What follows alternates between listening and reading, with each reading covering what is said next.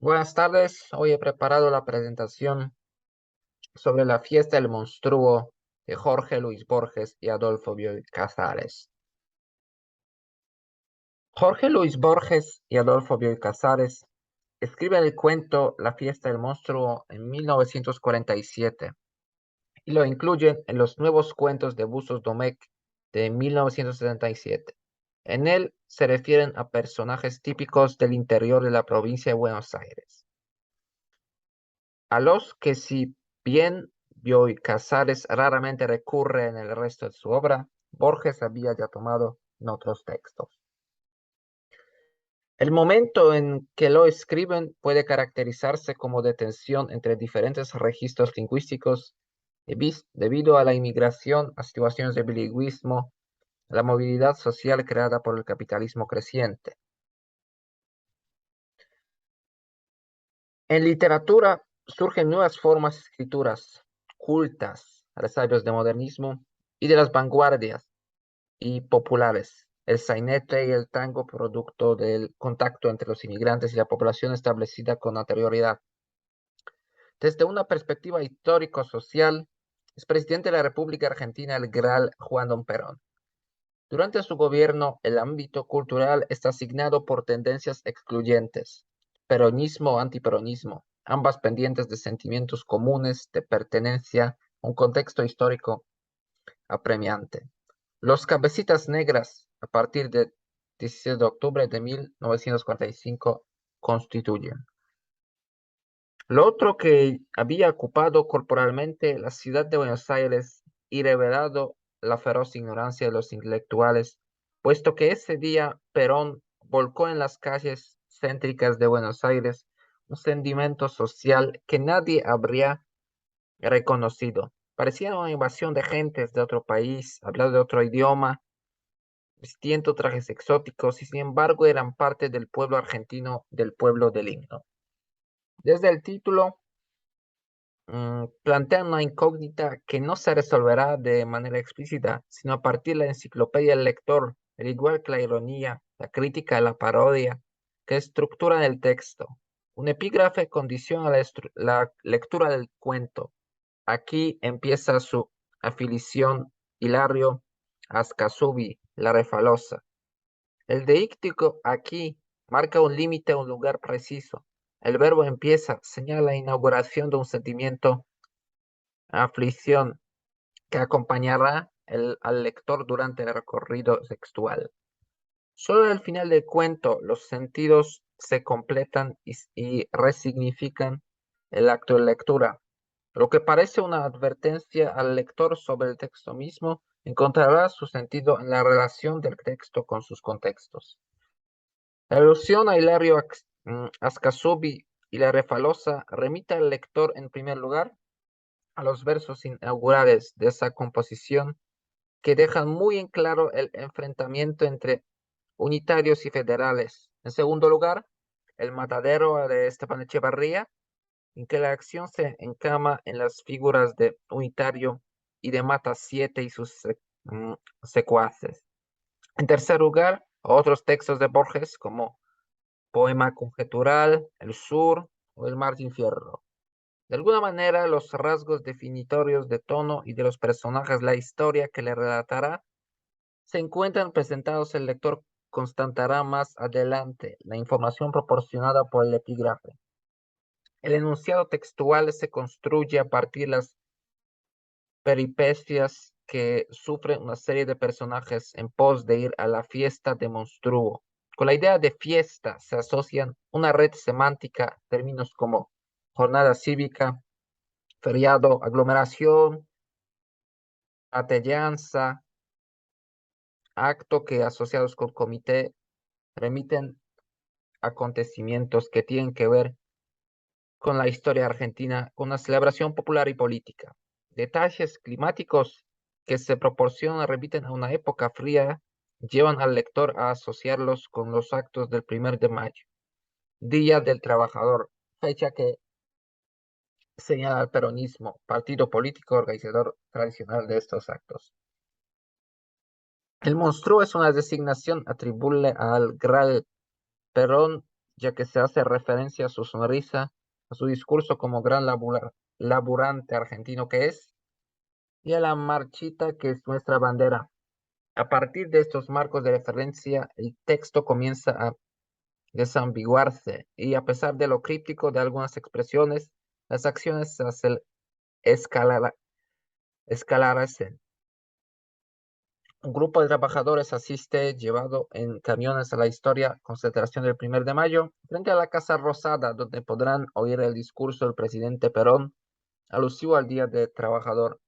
Durante el trayecto desde Tolosa, desde el sur de provincia de Buenos Aires, hasta el centro ocurre una serie de acontecimientos que dan cuerpo a la crítica que subyace al texto.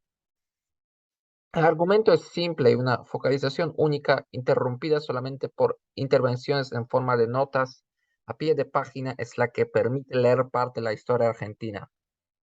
El narrador representa a un otro absoluto, un peronista que va a la Plaza de Mayo escuchar otro discurso, la palabra de monstruo que también ocupa monolíticamente todo el país. El discurso se transmite en cadena. Las microsecuencias a las que se hace referencia, la espera de los trabajadores frente al comité para que les entreguen armas para ir a la concentración, el viaje en camión, los intentos de fuga y la represión por parte del jefe o del camionero, el robo, la toma del ómnibus y su posterior destrucción e incendio, el asesinato de estudiante judío, el remate de las pertenencias de la víctima, la recepción del discurso del monstruo, se relatan desde la mirada de uno de los que viajan en el camión, peronista humilde, sin instrucción del interior de Buenos Aires. Otra microsecuencia se sugiere es aquella de la historia de amor entre el narrador y Nelly, que justifica el afán testimonial de aquel.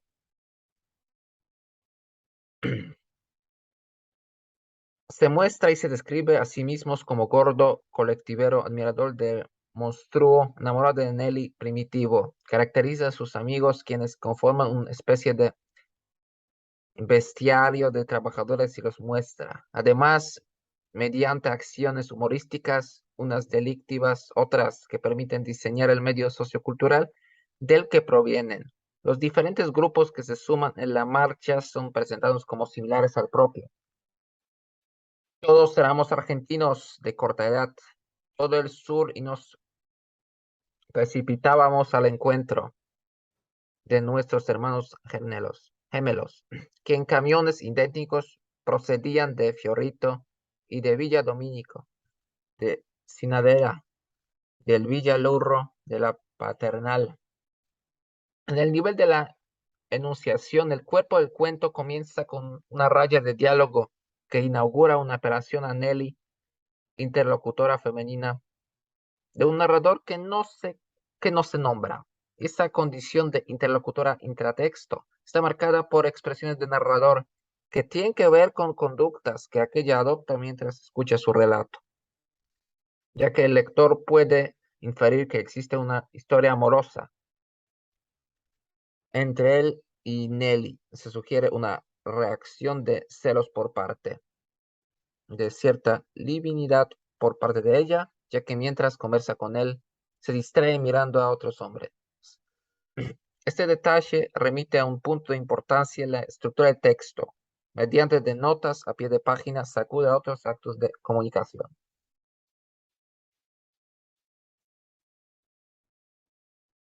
Nelly funciona como un pivot en que se apoyan las diferentes conversaciones a que se alude, que también le han sido transmitidas a quien se ocupa de redactar la versión que el lector maneja, quien se hace eco de las diferentes voces.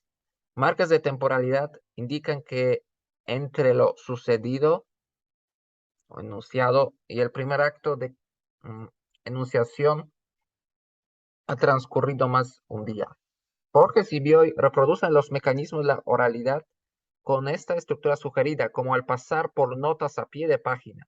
El cuento es el resultado de una suma de versiones y aclaraciones provenientes de esas notas. Si bien en el texto narrador y receptor del mensaje comparten el código usado en una relación texto-lector empírico, pueden no hacerlo. Puede que el código sea visto con una curiosidad que el contexto haga posible su dilucidación y provoque hilaridad en algunas instancias. De todos modos, el efecto de realidad se consigue y se usa para la crítica política y social. La parodia es un recurso que da coherencia a los diferentes niveles del texto. En cuanto a la sintaxis enunciativa, en un monólogo distribuido en 12 párrafos en los que se obvian en numerosas oportunidades los signos de puntuación, se parodian especies narrativas como la literatura de viajes, ya que si bien existe un traslado, el narrador realiza comparaciones entre lo que él y el lector conocen y lo nuevo, y se trazan paralelismos a fin de aclarar lo que se informa. El sentimiento que predomina no es el afán de aventuras o de conocimiento, sino el de retomar, perdón, al punto de partida lo más pronto posible. Los que viajan son obligados violentamente a hacerlo.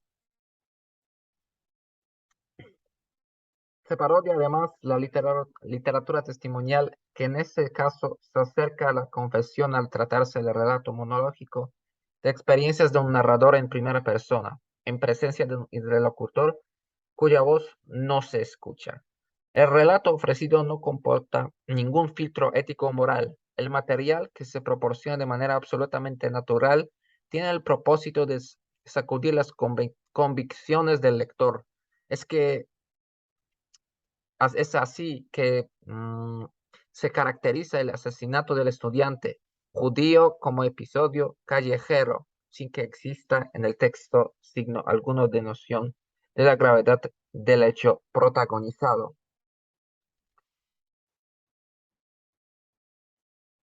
Y bueno, y podemos terminar nuestra presentación con una pequeña conclusión.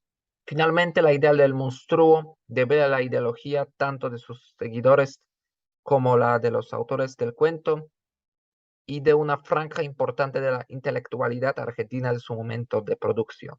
Constituye una culminación natural de la crítica política que Bioy y Borges practicaron en ellas, sus ficciones anteriores, exasperada ahora por la presión a que se vio sometida la fracción del campo intelectual a que pertenecían con la presencia del peronismo en el poder y sobre todo de las personas de los peronistas en las calles. El objetivo del texto perseguido por estos últimos es la desmitificación y la advertencia. Es todo lo que he preparado para hoy. Muchas gracias por su atención.